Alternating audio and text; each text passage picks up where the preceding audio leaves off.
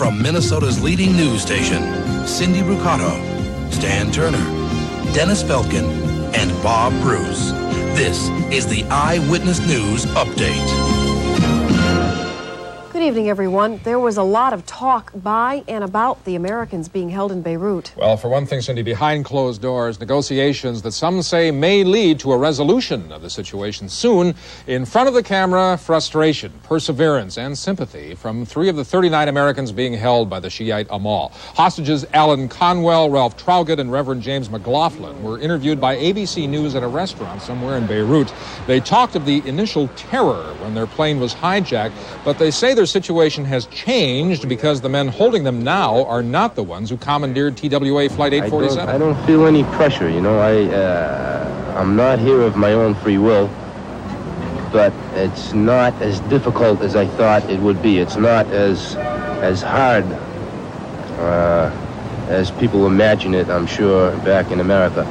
Many in our group have a profound sympathy for the cause or for the reasons that the Amal have in saying, Israel, free my people. The hostages said they were all eager to see their families again, and Conwell saying Israel would be doing the right thing to release the Shiite prisoners being held illegally, he says, in an Israeli prison. Other developments in this crisis, Shiite negotiator Nabi Berri tried but failed to negotiate a transfer of the hostages to the French embassy. Berri now trying to negotiate with the Swiss and the Syrians. In Israel, former U.S. ambassador to the UN, Jean Kirkpatrick, met with Israeli leaders. Israeli television reports that Israel reached an agreement with the U.S. not to free the Lebanese prisoners until the Americans have been freed. And from the White House, no comment at all on any of today's developments, just a commitment to stand firm on the U.S. resolve not to negotiate. Well, then, here at home, farm protesters are standing their ground at the Capitol tonight, Cindy. Well, actually, they're standing on the governor's ground. Members of Groundswell are sitting in at the Capitol again tonight. This is the 4th night they've stayed in the governor's reception room, and the leader of the protest says he's now fasting. They're protesting a watered-down moratorium bill passed during the special session. Governor Perpich has delayed signing the measure, but he says he still plans for it to become law. Hundreds, maybe even thousands of Minnesota farmers are going to file claims now against the federal government. They're trying to recoup losses suffered during the 1979 grain embargo in the Soviet Union. When President Carter refused to allow U.S. grain into the Soviet Union, there was a surplus. Prices plummeted. The farmers went broke. Well, as Catherine Smith reports, this new campaign of activism is spreading like wildfire. I think at this point everybody's just reaching for anything. It's so bad. Steve and Rhonda Strazel used to farm 500 acres. They used to have a profitable grain operation. They used to own their home. Now the bank owns some of their land. Their money goes to pay off debts. Steve is one of 400 Redwood County farmers who intends to file a claim for losses against the U.S. government. The claim states that since federal policy paid off grain exporters for their losses, farmers should get something too. I don't understand how large corporations that are handling crops and moving them out of the country can recoup losses when those who are supplying the grain to them in the first place can't recoup the loss. The rumor of possible federal payoffs has spread all through the Minnesota farming community. Since Monday, agriculture offices have been swamped, but the likelihood of any payoff seems slight. For many farmers, filing this claim doesn't mean money in the bank. It does mean a way for them to tell the government just how much they were hurt by the 1980 grain embargo. And it all comes at a time when many farmers are so desperate, they'll try just about anything. We have nothing to lose trying. If we don't try, we know we won't get anything. The damage done was very real. Mm-hmm. And I think we have a story to tell Washington, D.C., and maybe this is going to make them listen. According to these farmers, whether they get money or not isn't the point. For them, filing the claims is just another way of keeping their fight alive. Catherine Smith, Channel 5 Eyewitness News, Redwood Falls. Well, Minnesota's best-known farm foreclosure case is history tonight. Jim Langman of Starbuck, Minnesota, watched as his 460-acre farm was foreclosed upon and bought today by the Travelers Insurance Company. The foreclosure ends a long and often bitter dispute. On 3 prior occasions, Travelers tried to foreclose only to have Groundswell and the Reverend Jesse Jackson show up to stop the actions. In a deal agreed to by both sides now, Langman keeps his home, the farm buildings, and 20 acres. The remaining 440 acres belong to Travelers. This to satisfy a $417,000 debt that the Langman family failed to pay. Well, raising money for the March of Dimes, that's the source of some trouble tonight in Minneapolis, Cindy. This weekend, the March of Dimes has scheduled a fundraiser. The event is co-sponsored by Coors Beer, and it's that connection that has upset a Hennepin County commissioner, as Carolyn Bruchter reports. These are scenes of a beach party held in Dallas, Texas. The bash was co-sponsored by the Adolph Coors Company. And although it looks as though the party is at a beach, it wasn't. It was outside the Dallas City Hall. Coors Beer was sold, of course, and in the end, the party netted a charity over $30,000. On Saturday, this block of 5th Street between 3rd and 4th Avenue will also become a huge beach party. But unlike the others sponsored by the Coors Company, this one will be very different. There will be no sale of alcoholic beverages. When you get tens of thousands of young people, an event designed for young people, in an outside area, serving alcohol, I think you're just could be inviting many serious problems. Today, though, with the fundraiser less than 48 hours away, March of Dimes local officials changed the setup for the party. We will be attracting a large number of people, and we feel that a lot of these, it may be a lot of young people attending, and we just felt that it may be in everyone's best interest not to serve beer. Coors officials say the party could have worked as originally planned. We had like 32 part-time policemen there. We had the whole area cordoned off. We only had 2 entrances. Everybody was checked with their ID when they came in. The beach party will go on, though. No beer sales will mean less money for the March of Dimes, but everyone seems to agree it will make for a safer event. Carolyn Bruchter, Channel 5 Eyewitness News. Next on the update, a surprise today in Ramsey County Court. Before the jury was picked, a man admitted to killing a 2-year-old girl. And what's the real story behind a controversial treatment called chelation? The future of one doctor and treatment of thousands might depend upon that. We'll explain in just a moment.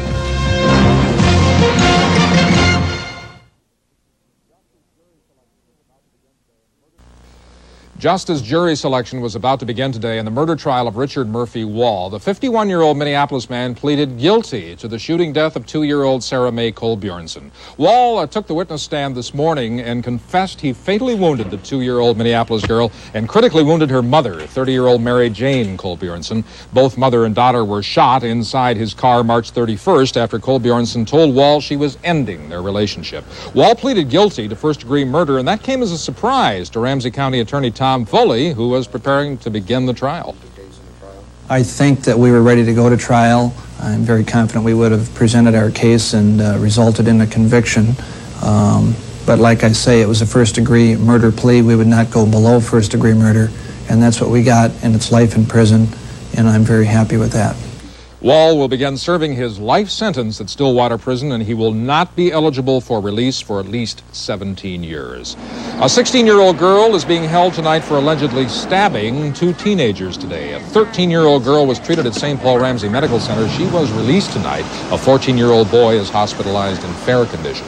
Now then, Twin Cities medical experts are about to focus on, well, really, it's a very controversial treatment. This weekend, the State Board of Medical Examiners will conduct hearings on a controversial treatment said to clean out your arteries and prevent heart disease and strokes. Well, at stake could be one doctor's license and a treatment that's been used by thousands of Minnesotans. Medical specialist Dr. Michael Breen can explain. That treatment is called chelation. Supporters say it's a safe alternative to bypass surgery and other blood vessel operations. Donald Baumgartner has poor circulation to his legs. My circulation has improved tremendously. I could only walk about a half a block before. Now I can walk 3 or 4 blocks. Chelation is nothing more than the gradual injection of this prescription drug. The drug is called EDTA, and even supporters aren't sure of how it works. One theory is that the drug literally sucks out the trace minerals that are found in cholesterol plaques. Another theory is that the drug dilates the blood vessels by softening the arteries.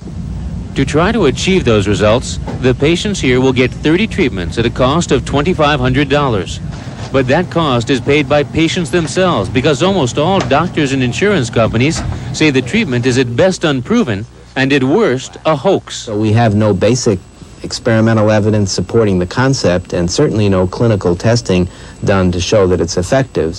Cohn says chelation can cause kidney damage and can also delay more effective proven treatment. For those reasons, The medical board has been considering whether to take action against the physician who runs this clinic. I've been under some kind of investigation ever since I started chelation, which was in 1982. So you want to clear the air? Definitely. After this weekend's hearings, the medical board will either allow the treatment or end its use in Minnesota. Dr. Michael Breen, Channel 5, Eyewitness News.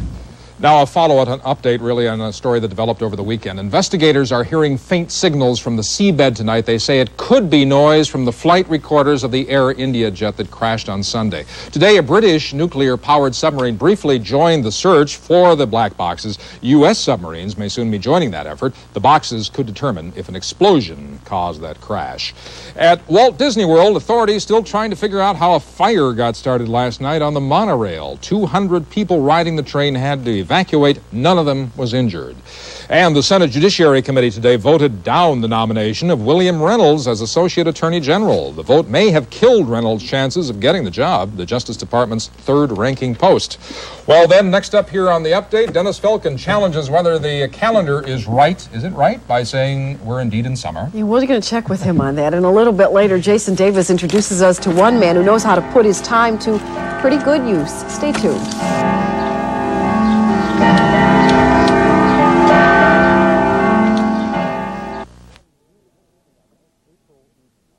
Just one beautiful evening, a nice April evening out there tonight. Yeah, not bad for the end of June, wasn't it? Listen, there are some signs of improvement. Some sun is a good start, of course, and even the thunderstorms are breaking up. Hey, speaking of that, everyone knows that you get lightning from a thunderstorm, right? Well, we usually see it as a bolt. Well, usually, anyway. But you know, lightning can come as a ball. Sure, it can do that. In fact, it's not very well understood as we go to our next effect here, but it's very rare. It's a ball of fire anywhere from 2 inches to 6 feet across and looks like a bubble of electricity. Now, some observers of ball lightning have seen it come out of the clouds at several hundred feet a second and explode. Or it can hit the ground and roll downhill until it strikes something like a tree, then explodes. It's been known to come in houses and float across a room with a hissing sound. And there's even one case of ball lightning rolling down a hill towards a person who just stepped aside and let it pass. Smart move. Channel 5's lightning scan tonight, for the first time in 4 days, has no significant cloud-to-ground lightning strikes. There's a sure sign of improving weather. And here's another one. KSTP's color radar is on the long range, and the only significant rain we can find is well to our east, deep into Wisconsin, with a little line of showers, which seems to be fading away as we get into the coolness of the evening. Now watch the satellite loop. We did indeed have some breaks in the clouds late this afternoon. You never would have known it this morning, but as the afternoon wore on, here came the breaks in the clouds from the southwest. One terrific evening, as Stan mentioned, but look at these clouds back through here. Yep, you guessed it. They show definite signs of rotating right into Minnesota and the Twin Cities, and there could be even a passing shower from it. In fact, the National Weather Service radar out of Bismarck, North Dakota, has some showers between Bismarck and Dickinson, and it's not impossible they could just travel right along with the cloud deck and come in here into the metropolitan area during the day tomorrow. But it is not going to be an all-day rain affair as it has been for the past couple of days. The weather map for tonight shows a little change. Not much, but a little. The cool, dry air is now pushing on a little bit deeper into Wisconsin. Not a whole lot, but enough where the clouds are beginning to erode a little bit out of the southwest as the dry air begins taking hold. Not only is it dry, but it's definitely cool. The high temperature map for today still shows the entire western half of the country running anywhere from 10 to 20, in some cases 25 degrees below normal. Of course, with the exception of the desert southwest, where it was over 110 degrees. In the almanac, our official high today out at the airport was only 69 after a morning low of an average 61 and a little bit of rain out at the airport. Today's air quality index was in the good range at 30. The pollen count was low. It was tree pollen today. 41% of it was basswood. Right now in the metropolitan area, it's mostly clear. 64 degrees is the temperature with a dew point, a comfortable 54, humidity 70%. The winds are out of the west at 9, and the air pressure is rising. Now, the weather map for tomorrow assumes that this area of low pressure hangs around in the neighborhood. If it does that, then we're going to continue with the cloud shield and passing showers from time to time, and the temperature in the metropolitan area is somewhere around 70. If this picks up some speed, we could see a significant break in the clouds by tomorrow afternoon, and maybe, just maybe, it'll hang on for the weekend. Time will tell. KSTP's forecast for tonight in detail calls for skies to become mostly cloudy again, with lows of 55 to 60 and a northwest wind. And for tomorrow into tomorrow night, mostly cloudy with a passing shower possible, but there could be some significant breaks in the clouds from time to time. Highs tomorrow 67 to 71, lows tomorrow night 53 to 58. And for Saturday, hopefully skies becoming partly sunny by afternoon for good. highs of 72 to 77. Out on a limb with partly cloudy skies Sunday through Tuesday, maybe a shower on Sunday. Highs back into the 80s again, lows in the 50s and the 60s. Tanning meter for tomorrow assumes a lot of clouds, so we'll say a 1 up to a 4 on Saturday. And keep that ball lightning onto the forecast. Wouldn't that be a ball of fun? Okay. Oh, forget it. Still ahead here. This is fun, maybe. The KSTP Sports Reel looks at horse racing. That ought to be weird. Larry Burnett has that, plus the feature event at Canterbury Downs next on Eyewitness Sports.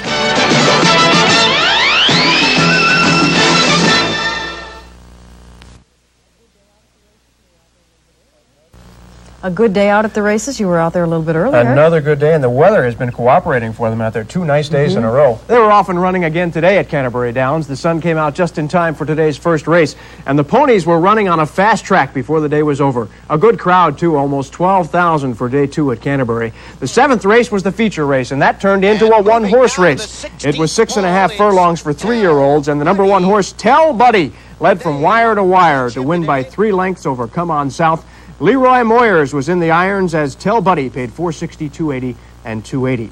Now, the Minnesota Twins are a team trying to get on a winning track, so today many of the players used their day off to go to Canterbury Downs. That's Tom Brunansky and Mike Smithson there, along with Kurt Wardle. There were about a dozen Twins at the track today. We don't know if they picked any winners, but we do know they picked the White Sox to be losers tomorrow night. That's when the Twins open a 3-game road trip in Chicago. Now, off the field, the Twins front office got some work done today. This afternoon, the Twins signed their number 1 draft choice, Jeff Bumgarner. He's a pitcher out of Hanford High School in Richland, Washington.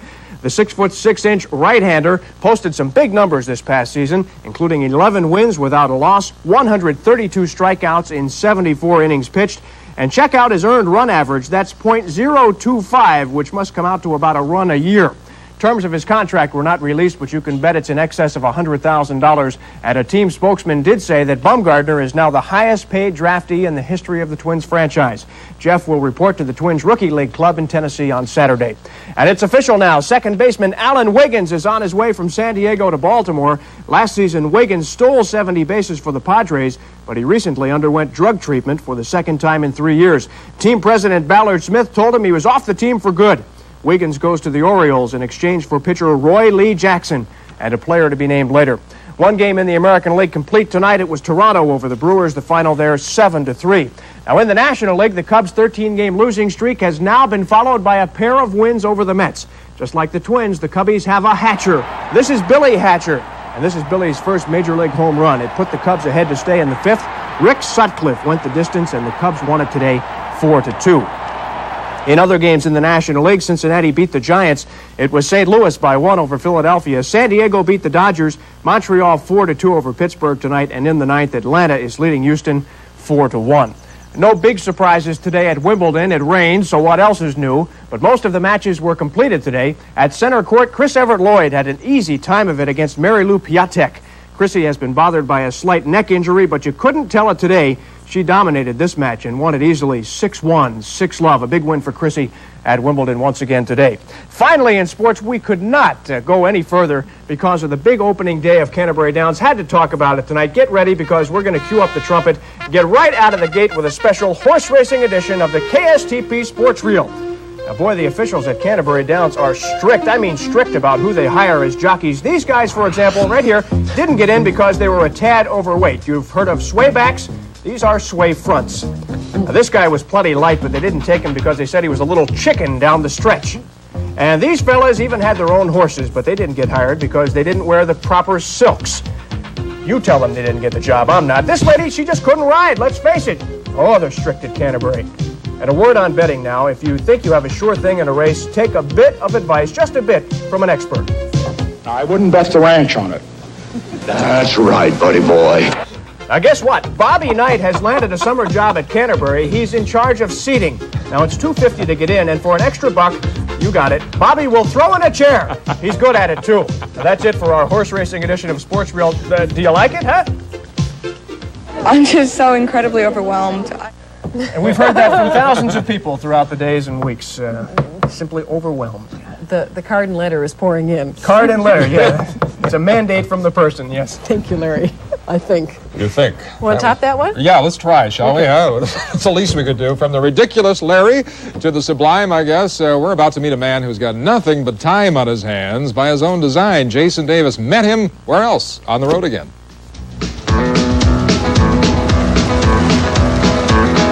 road again. Just can't wait to get on the road again. 27 years ago, Laurel Peterson of Cokato, Minnesota, planted a black walnut tree in his backyard. 3 years ago, he cut it down.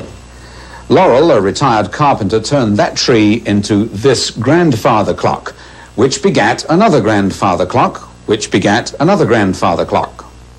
And they continue to appear in his workshop, overflowing into his garage. 24 so far, and he's thinking about making more. I had planned this before my retirement, or even before I built my shop, that I would like to make a grandfather clock someday. Wow. Yeah, I guess one. So many people admired Laurel's handiwork that he was encouraged to repeat his feat. Last winter, he built 14 clocks. 156 pieces in each clock, see? So I just cut out 14 of each, or whatever it took to make those 14 clocks. He cuts the trees down himself: oak, red elm, butternut, cherry, and walnut. Most of them will become family heirlooms. I got 10 grandchildren. 10 of them are getting them, and 4 of them will be sold. And what does this 70-year-old retired carpenter get out of being a one-man grandfather clock production line? I get the fun out of it, of giving them, too. You know, I've built these for all these different ones, and they really enjoy it. And I put my little plaque on there. You know, I've got a little piece that goes on that's crafted by, and this and that. And they're real grateful that they get them.